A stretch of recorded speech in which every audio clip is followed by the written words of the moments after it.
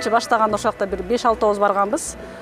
Анан кызыгы ошо чөнтөбүздө бар акчаларыбызды чыгарып, кээ бирөндө 500 сом, кээ бирөндө 1000 сом болгон ошол акчаларды берип, анан ошол жерден WhatsAppка жазып, Facebookка жазып, анан ошо аравандыктар эле башталып кеткен да.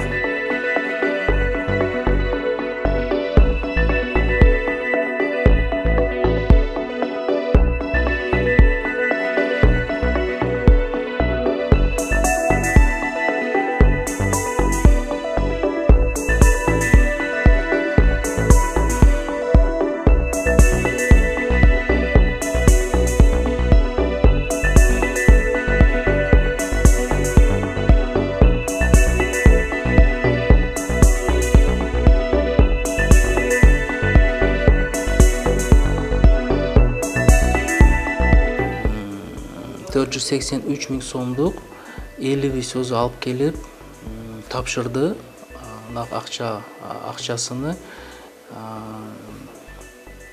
2 бөлүмгө 80 койкага жайлаштырган кислороддук түтүкчөлөрүнө кислород бере турган системаны орнотуп кетишти.